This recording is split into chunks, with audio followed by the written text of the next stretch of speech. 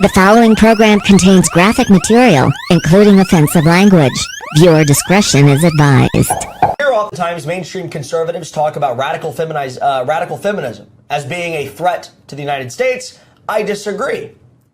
I think feminism in general is a threat to the United States. Not radical feminism, but feminism in any way, shape, or form. People say, well, I'm sort of like, I'm like the 1920 feminist. I believe women should have the right to vote, etc., etc. No, that was evil too. That was terrible. Our country started really going down the pooper once women got the right to vote. That's evident. It's literally, you just look at the timeline of how things have happened. The way women vote, they vote mostly based on looks and compassion and empathy without taking into account logical reasoning and without taking people's policy decisions into account. Women are dumb voters. Women have a place in a society, and that place is in the home. That place is being subservient to their husbands. That place is looking to the husband as Jesus looks to God, or as the church looks to Jesus. This is how the true structure of the home is supposed to be developed. The facts of the matter are, women are dumber than men. Women should be subservient to men. Women have no place in male activities. Women have no place of partaking in the workforce. Women have no place of partaking in politics. Women have no place outside of the home. The home is a virtuous place for women. Women should be happy when they are in the home. Women should be grateful when a man puts a roof over her head and supplies the family with food and resources and energy and structure. That is what women should be thankful for, ladies and gentlemen. And a lot of you are going to be very upset with this. A lot of people are going to say, how dare he talk about women that way? Does he not have a daughter? Would he talk to his wife this way? Blah, blah, blah, blah, blah. You're losing your mind over the truth, over facts, over logic, over reason. You're losing your mind over the Word of God. The Bible calls women to a particular place in the home. The Bible calls women to be subservient to their husbands. Men make stronger leaders. Men are just better. Men are awesome. I am a firm believer in the patriarchy. I'm a misogynist. You could definitely claim that. You could say I'm a sexist. Absolutely. Are you ready?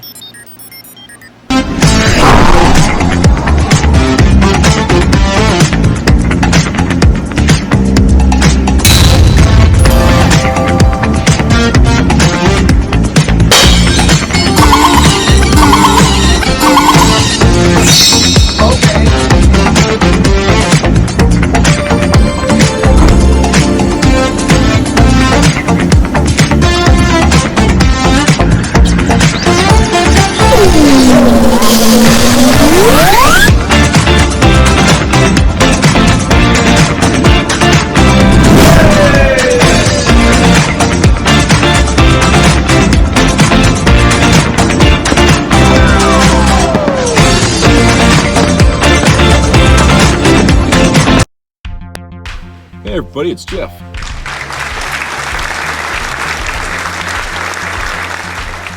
Hope everybody's doing good today. Really nice day here in Maine.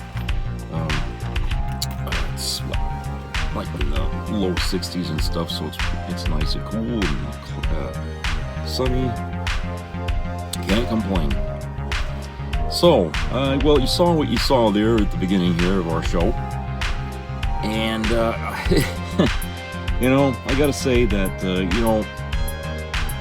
it amazes me that, all this time, since, women have been fighting for their rights and stuff, to vote, to be able to work, to be treated equally, to get fair pay, that, after all this fighting, for women to be looked at as partners here in the great American experiment, we still have a segment of our society that despises women, period. I mean, they just think that women are there to serve men at their beck and call and treat them like dirt whenever they ain't happy with them.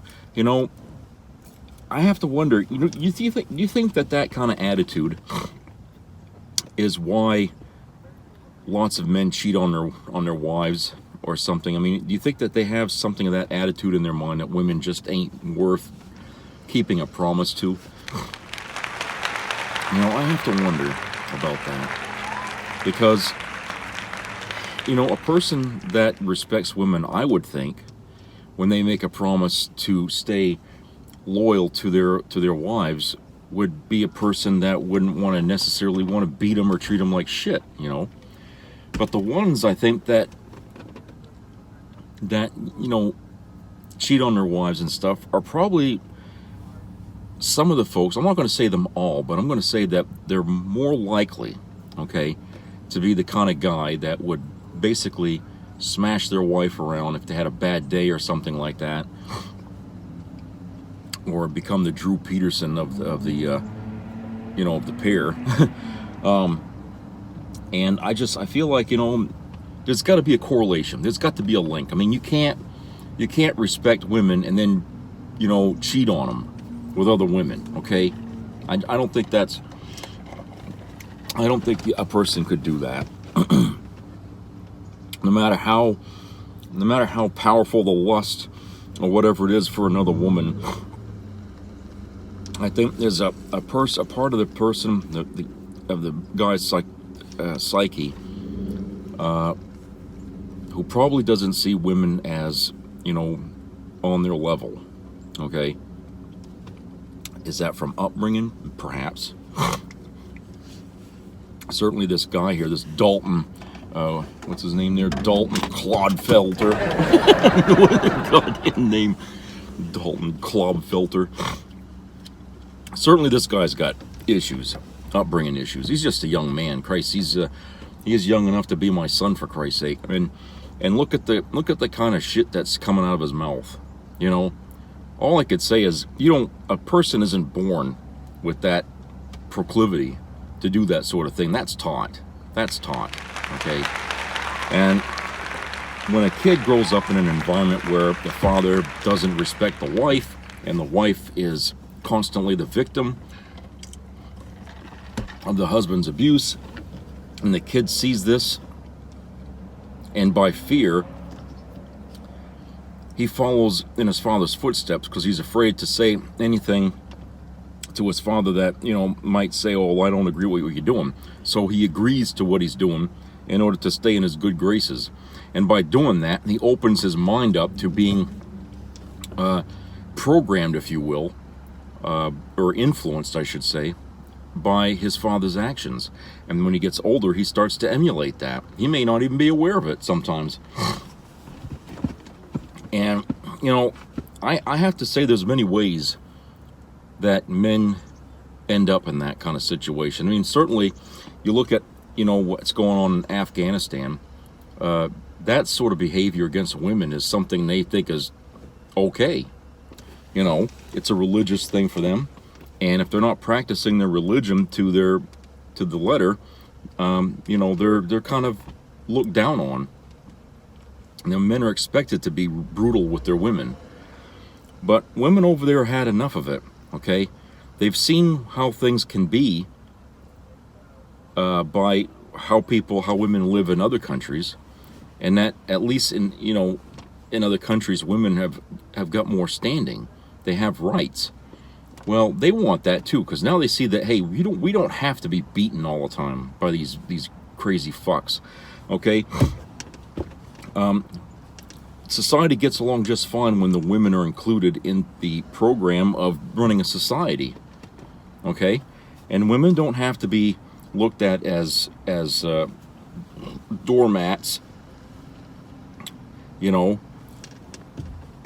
for their husband's lifestyle, because you know these guys are cheating on their wives. Every one of them does. I know they do.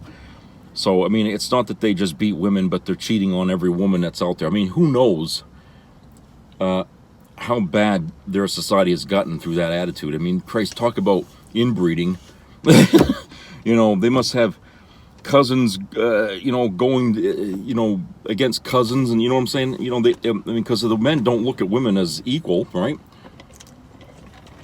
So they go with any woman that's out there, and when they're done with them, they kick them to the curb and go find another one. Meanwhile, these women get pregnant, they have babies, and then the babies grow up, and all of a sudden, they become victims. So, I dare say that the problem out there has gotten so bad over all these generations that it would sicken you if you knew, or if you ever sat down and listened to the horror stories of what these women have gone through over there, and what the men will undoubtedly defend themselves and say, well, we're right, this is our religion. Then on the other hand, you got people in the same religion that says there's nothing in our religion that says you can do that. But that's another topic. But it's like I said, it's weird that after all these years here in America, where we don't where the dominant religion in our country, and I ain't saying this because it should be, but I'm just saying that predominantly Christianity, Baptists and Catholics and Christians. That's pretty much a lot of what's here, because that's kind of the people that came here in the beginning. The same fools there that was all up in the air about witches and stuff like that. Well, that's the element I'm talking about here. Okay, that's how what started this country here, and apparently that's the religion that a lot of these lunatics want to keep this country under. Okay, but it's amazing that after all this time, we still haven't freed ourselves from that thought, and yet we click our tongues at countries like Afghanistan and say, oh, look at how bad they are over there and everything. And I'm thinking, well, we got men over here behind closed doors that treat their women much the same way.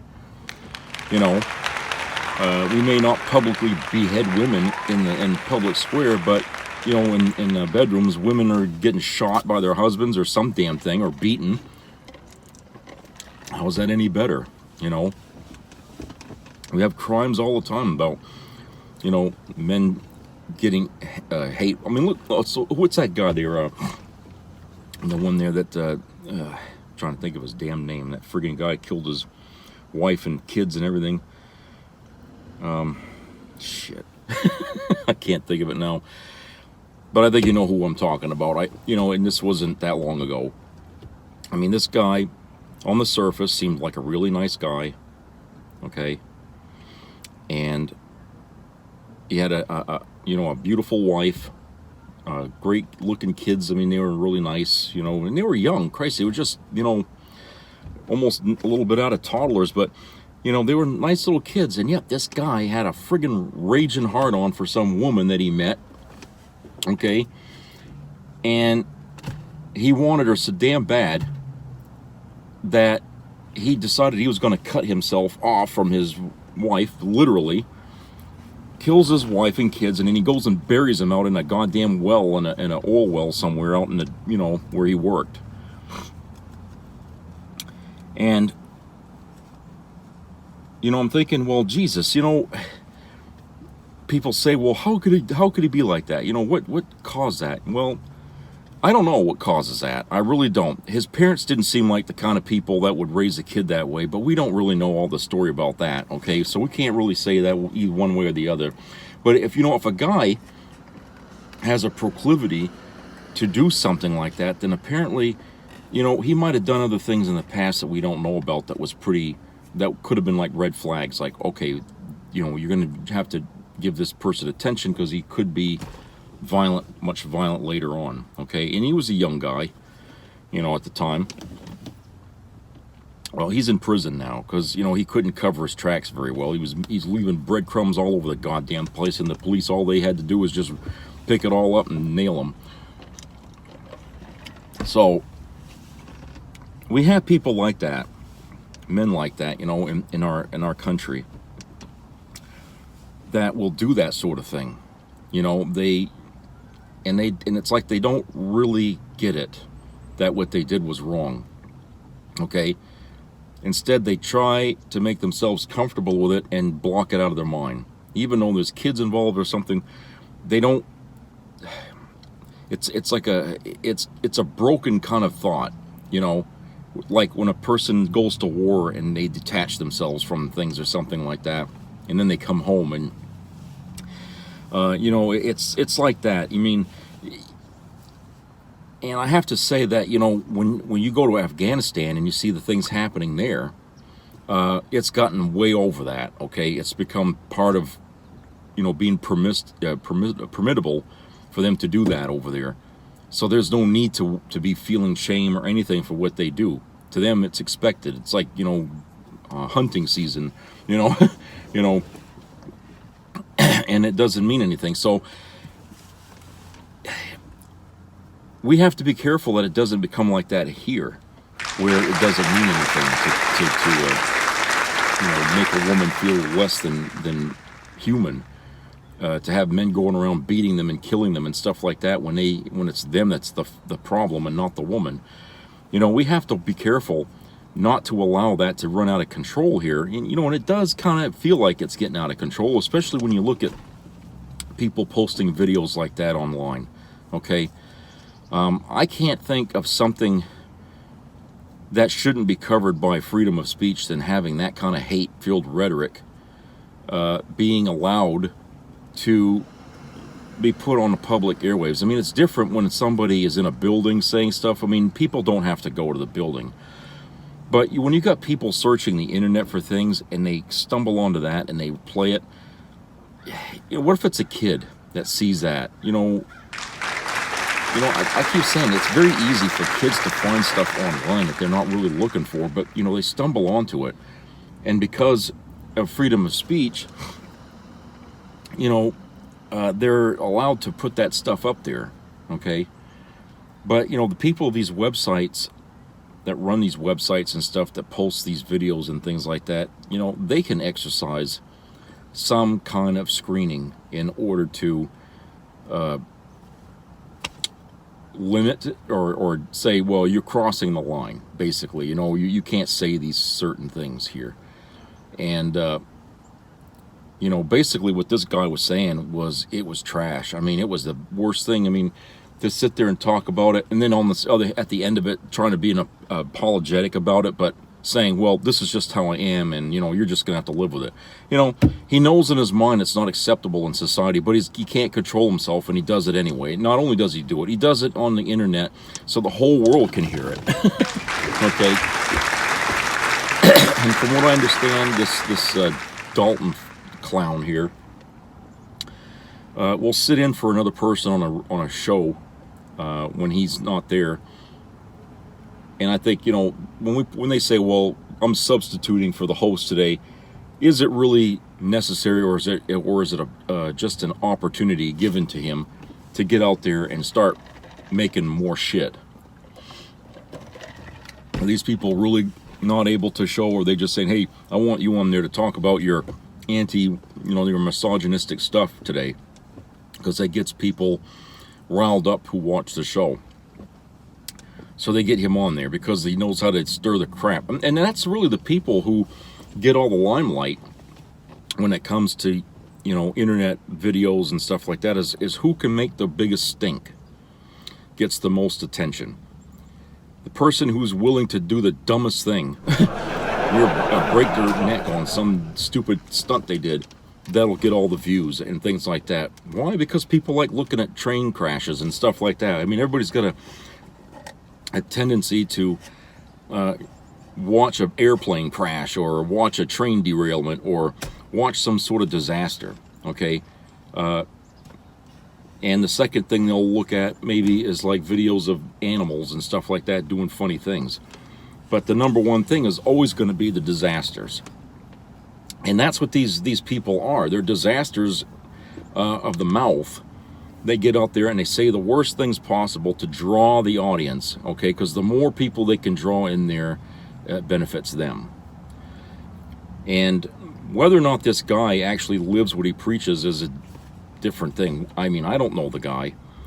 But if he feels like it's okay for him to go on public airwaves and say these things, and he doesn't feel any shame, or he doesn't look like he's upset about saying what he's saying, then that tells you that, he's probably got a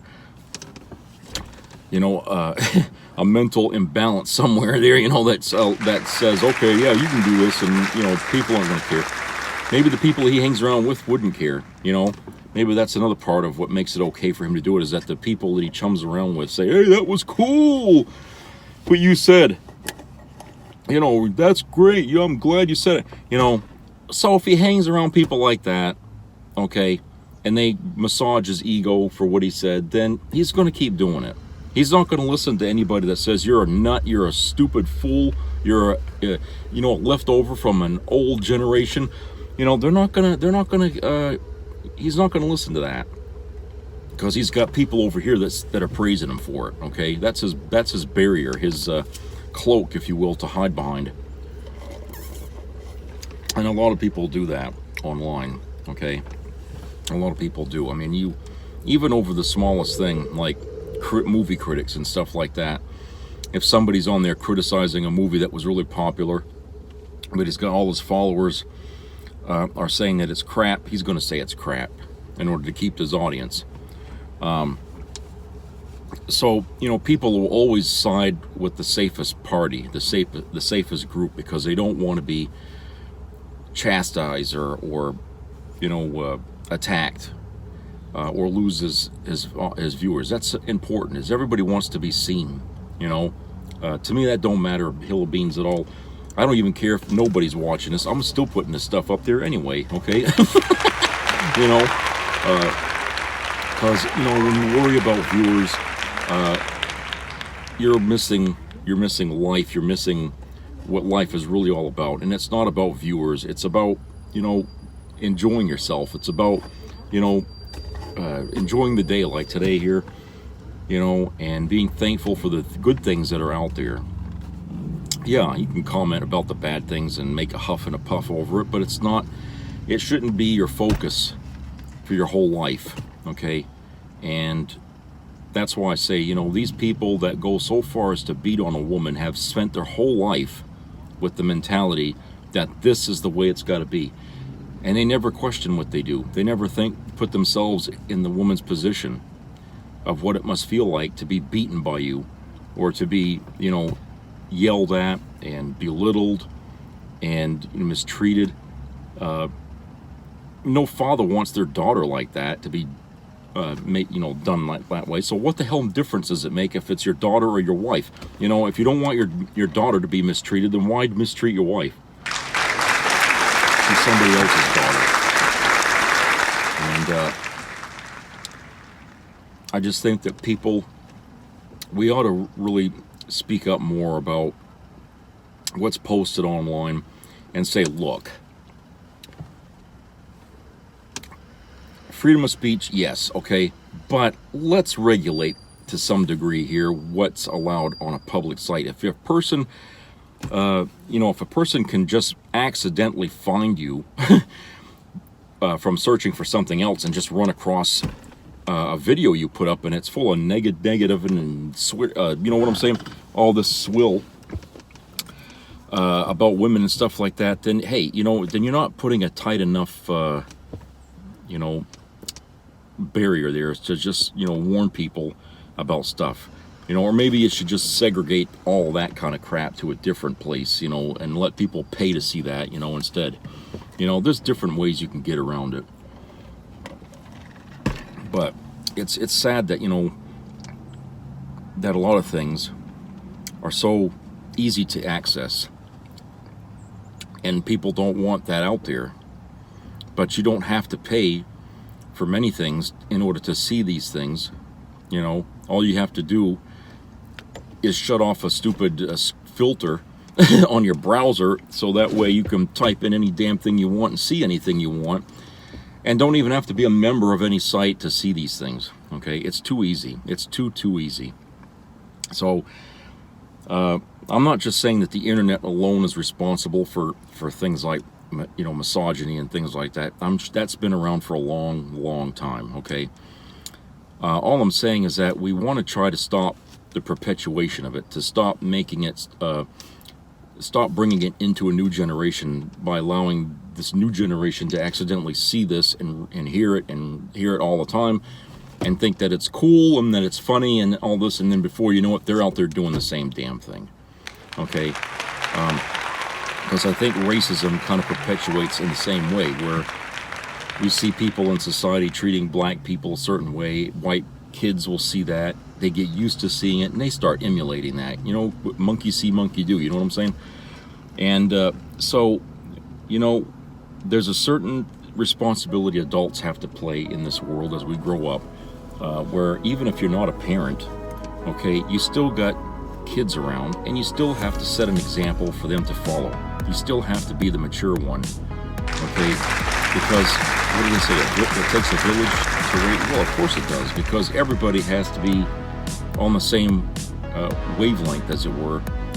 When you see a little kid out playing, you know, and make sure that kid realizes that, you know, you're an adult, and you know, you're and that you're not going to be of a threat to them. They expect you to be, you know, a guardian, because believe it or not, kids need guardians, even if they don't realize it. So we all have to be in the same role here of being responsible adults.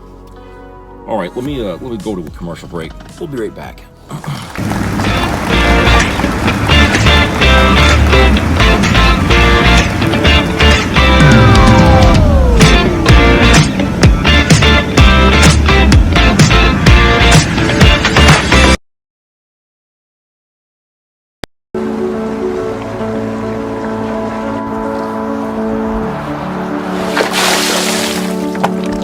This is me. This is me.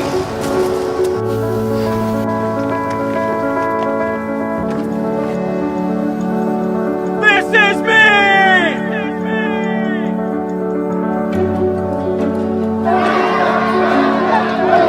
This is me.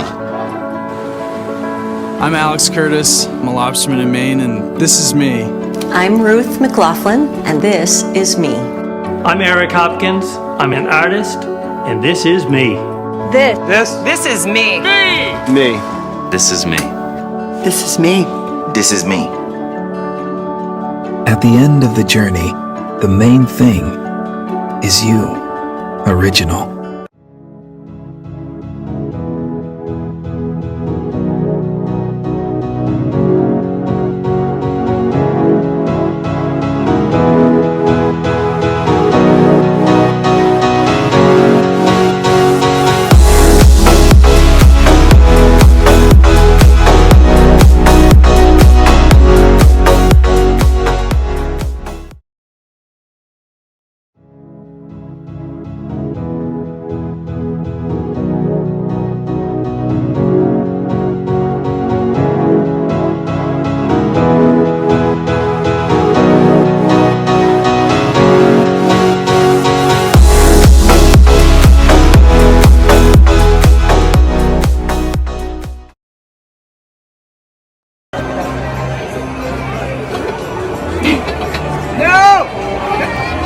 Try. Camera person try.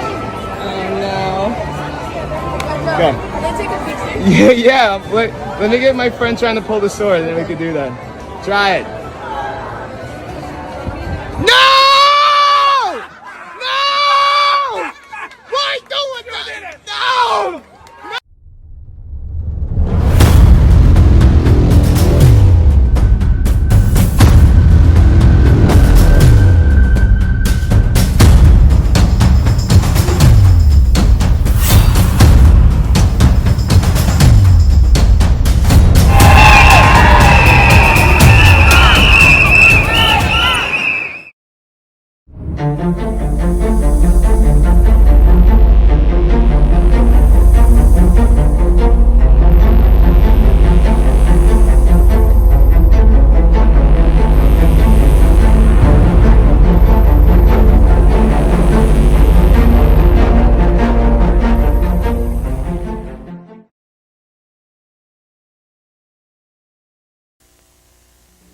Be a part of the entertainment value of a lifetime.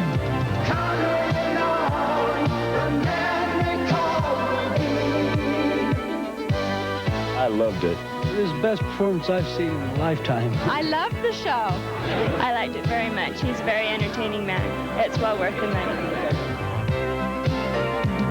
Now appearing in Charlottetown, coming to Halifax November 6th to the 18th, and St. John November 20th through the 26th.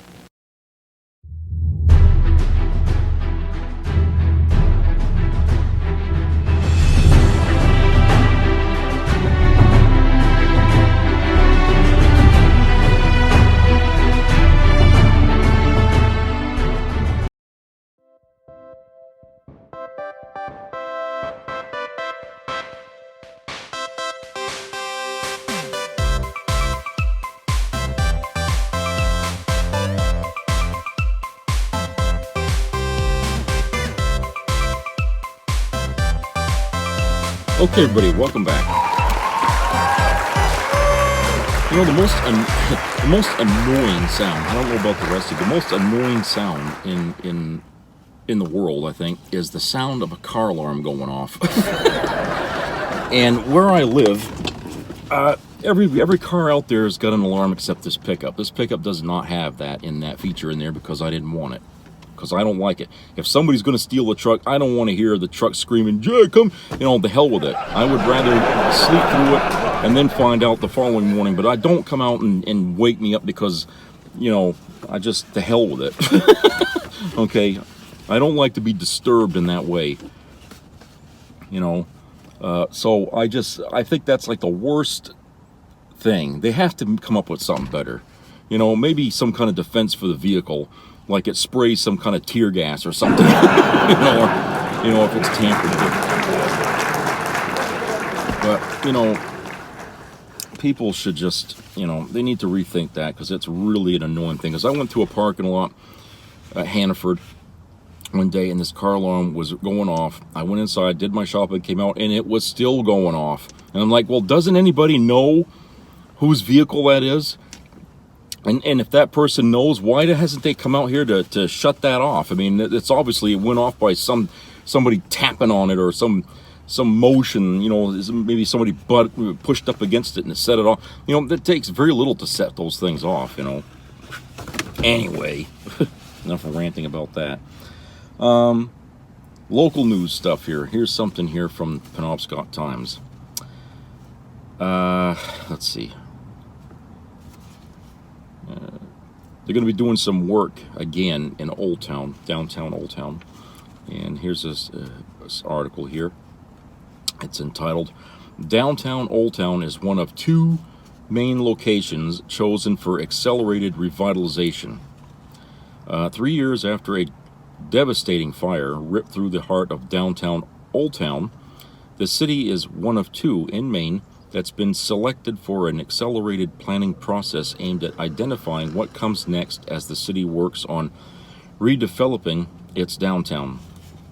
Old Town was selected, along with Hallowell, as one of two downtowns to work with the Maine Downtown Center on a 7 to 10 week streamlined planning process. Old Town will work with the organization as well as a consultant focused on revitalizing downtowns on a downtown and broader economic development effort. The Maine Downtown Center, a part of the Maine Development Foundation, provides programming and guidance to towns across Maine to help revitalize their downtowns, according to the center's website. Since the 2019 fire, a hole in the section of downtown that the blaze hit has remained, but new businesses have filled the spaces surrounding that hole, infusing new life into the area. Since the fire, 3 new restaurants have opened in Old Town's downtown, including Costa's, Pepper's Lane. Oh, hold on a second, I gotta pick the worst spot there to split this article. I hate that when they do that shit. They continue on page 500. Okay. Where are we at? Downtown. Okay. 3 new restaurants have opened in Old Town's downtown, including Costa's, Pepper's Landing, and Canoe. Additionally, Old Town recently welcomed a new bakery to its downtown as part of the city's efforts to revitalize downtown. It purchased a vacant building in May that it plans to market as a key space to open up businesses. The city plans to couple the property with the former site of the Old Town Canoe Factory, a largely empty lot that runs along Main and Center Streets, which the city has been working to fill for years. The city last summer also tested out a pop-up shop mall on a portion of the former Old Town Canoe site. Old Town's new downtown committee will work with the Main Downtown Center to create a plan that will focus on existing assets such as the Penobscot River, public art, and long-standing events such as Riverfest, while attracting new small businesses to the core downtown district. Old Town's Director of Economic and Community Development, E.J. Roach, said the partnership will bring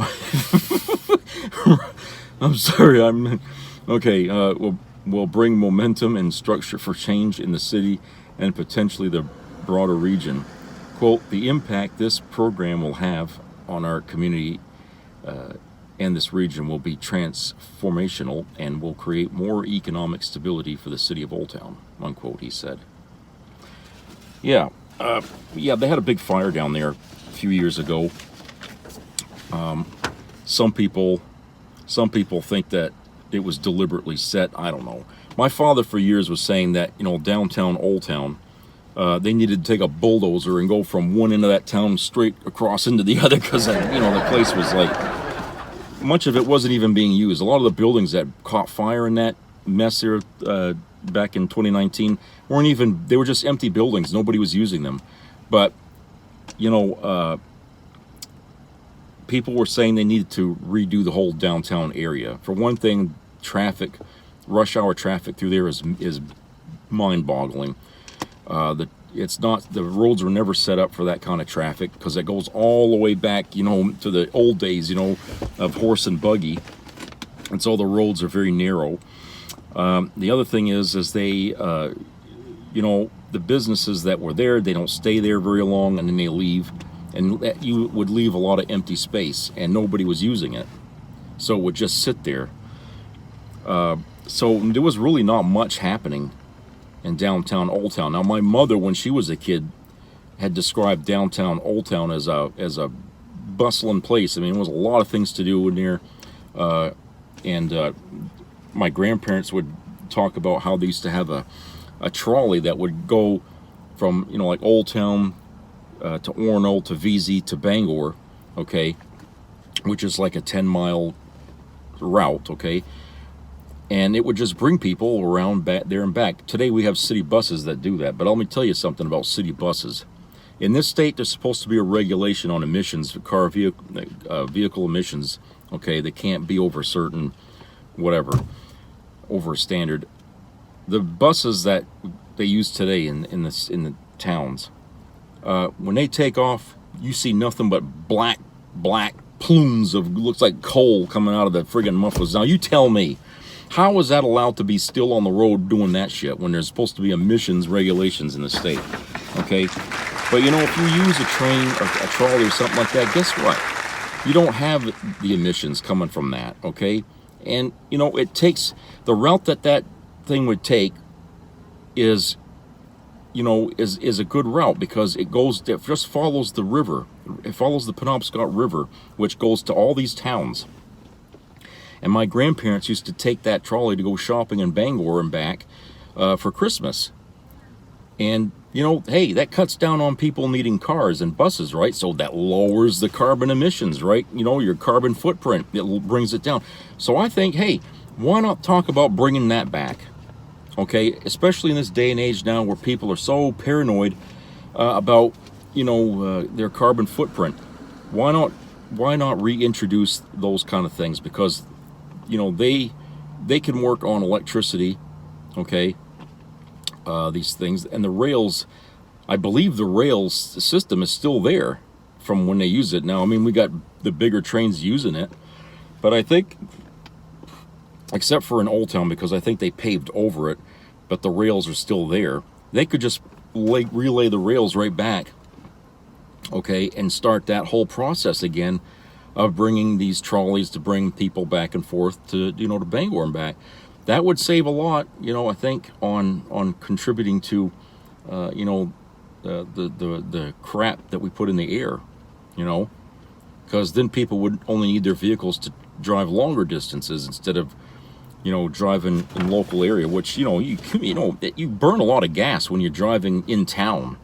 You know what I'm saying? Stop, go, stop, go, stop, go. You burn a lot more fuel that way than if you're on the interstate and just driving, So think about that. People, need to keep bringing that up. Whatever town you live in, and if you're sitting on a board or something like that, mention that and say, look, we can save people a lot of aggravation and gas if we offer these trains or things like that to get around in. Okay. I mean, when I went to Toronto, they got a ton of those in the city of Toronto, and it's great. The cars. They have cars. They got the trolleys, and it doesn't really seem to bother them that those things are running on the roads, and it brings around a lot of people. I spoke to a person who lived there and about it because they were having a yard sale, and I stopped and I talked to them about it. And I said, I wish we would have had that, in Maine, because it would save a lot of people's aggravation about carbon emissions. And he says, oh, that's all. He says, we've had that. It's never stopped. It goes all the way back. And he says, people are used to that here. He goes, and they use it a lot, and if you talk about, getting rid of it and stuff, I mean, you're gonna get quite a rise out of people. So, I think we ought to bring some of that stuff back. Just because it's old doesn't mean it's a bad idea. Another thing I keep touting a lot are Zeppelins.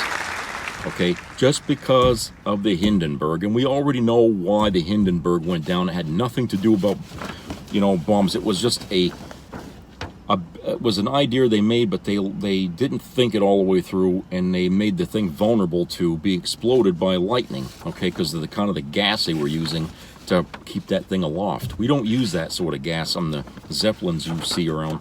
Okay, but they did back then, and it was explosive. And if you remember, there was a storm that day when the Hindenburg was trying to land, and it was a lightning storm.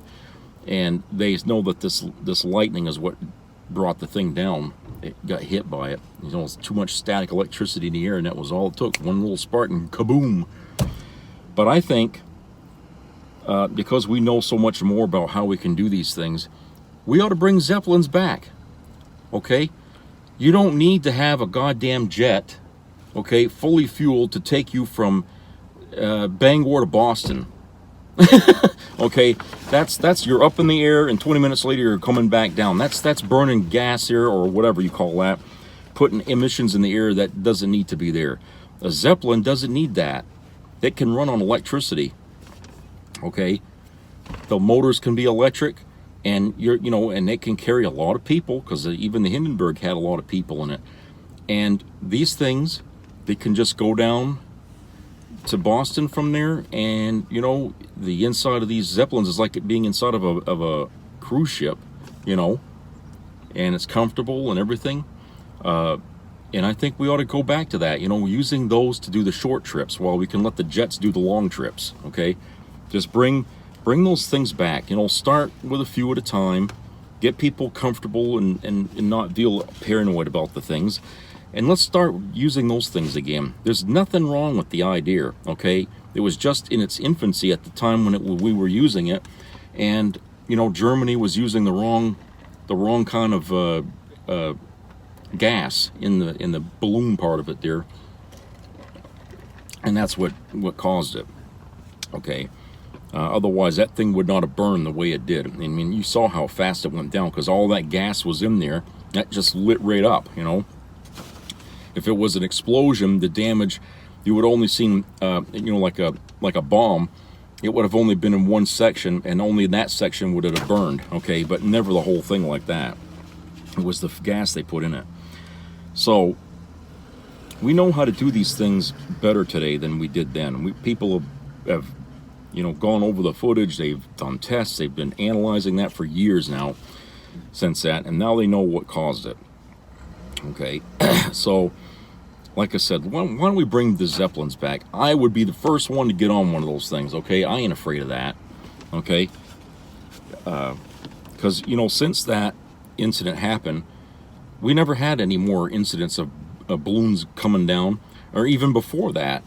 Even when they were using the bad gas, I mean, that was the only time that a disaster like that happen with a Zeppelin. Another thing they can bring back, use this as a train to get from here to Boston.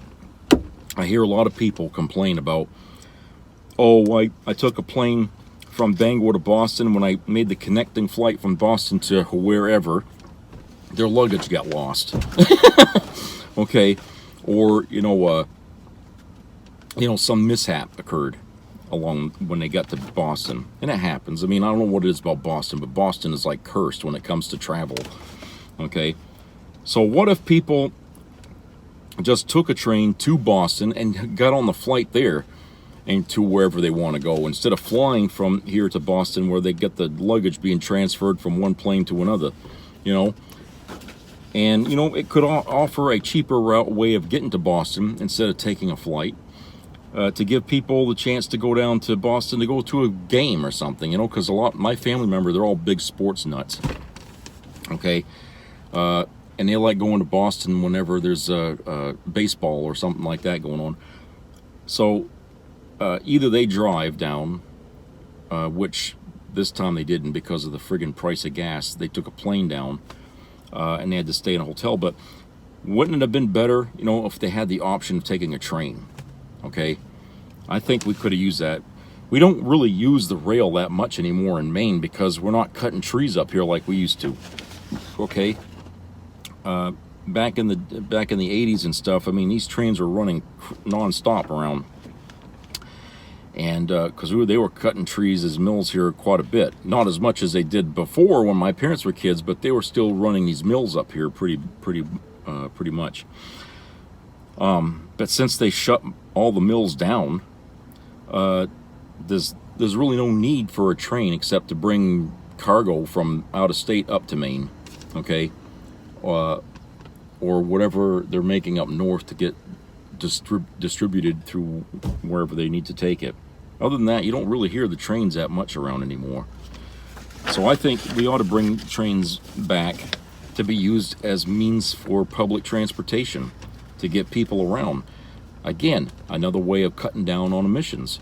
We don't need to put up a high-speed rail to do that. We've already got the tracks, okay? So let's get started with what we have, okay? And then we can work on what we don't have as things are already starting to progress in that direction. That's how you get things going.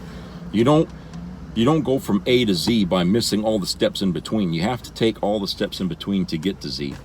And so that's why I say, why don't we start with creating, getting cars made for trains, because we've already got the engines up here. So why don't we just get the cars made for public transportation and start moving people from along the East Coast, down to Boston for starters. Okay, because we have rails that go directly into Boston, so that's a good place to go, to stop, and then, so I think we ought to start doing that, be innovative. We really ought to. I mean, there's no reason why we can't start. No reason at all why we can't. All right. Story. Orono Store's ex-manager gets probation for illegally using credit cards to keep doors open. The former manager of the Thriftway Food Center in Orono was sentenced on September the 21st to 2 years of probation for illegally using family members as credit cards to obtain more than $107,000 to keep the store operating. Mohammed K. Mohammed, 43, of Wayland, Massachusetts, pleaded guilty in May to one count of access device fraud in early 2020. Mohammed used 11 credit cards authorized by their owners to purchase goods and operate the former Thriftway located on Route 2 near the Rangeley Road entrance to the University of Maine. I know where that is. I used to shop there all the time. The contract with the bank that issued the cards, however, said they could only be used for store purchases or refunds for purchases made by customers and not to keep the doors open. Falsely processing the $107,000 as, quote, returned funds, unquote, is what made Mohammed's actions fraud, according to federal prosecutors. The sentence imposed by U.S. District Judge Lance Walker was a joint recommendation from the U.S. Attorney's Office and defense attorney Timmy Mina of Portland. Mohammed paid restitution prior to being sentenced. Mohammed, and a Muslim, was eager to pay off money owed to suppliers and others in January 2020 before his family turned the store over to a previous owner. About 2 years later, the store closed.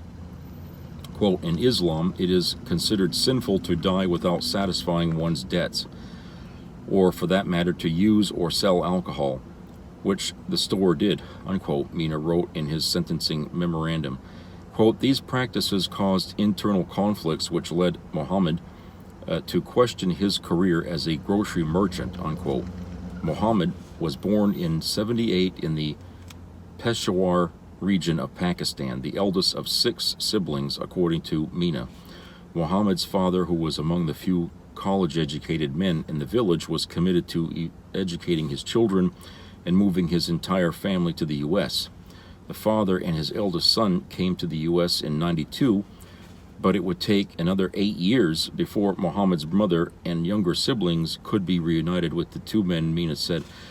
The family settled in Massachusetts, and all but his mother have become citizens. In 2004, at the invitation of a family friend, Mohammed and his family moved to Orono with his father, who assumed ownership of the Orono Thriftway and its lease from another Pakistani immigrant.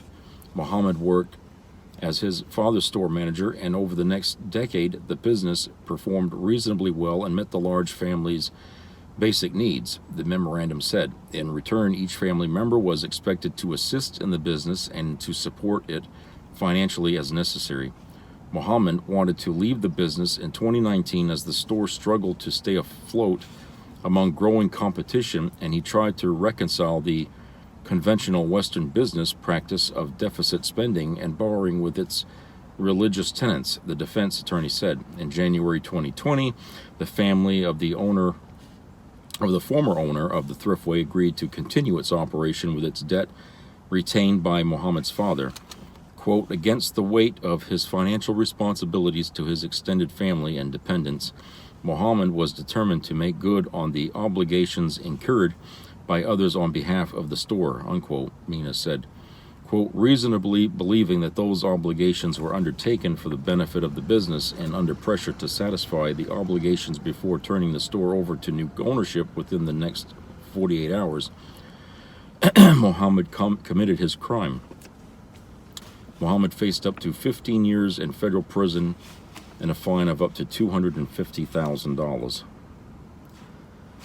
Yeah, I mean, I used to go shopping in that store, and his daughter used to be at the register all the time.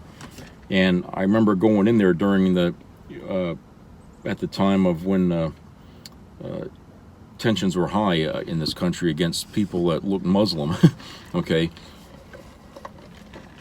And she had told me how, they were getting lip from some customers, because, they're right next to the university. So a lot of the customers were kids. I mean, I call them kids, but, a lot of the people going over there were kids buying soda and chips and crap, like that. Okay, and they had pizzas in there and things. And so she worked in there, and I know the place was robbed a few times in the past. I can't remember when, but it's just, when I heard about that, I was like, wow. I mean, I just, so what can you do? I mean, it's just things happen. I mean, it's like when my sister got married, and by the justice of the peace, and later on, about a year later, she was arrested for embezzling money. The justice of the peace out of Old Town's budget. Talk about a shocker there. But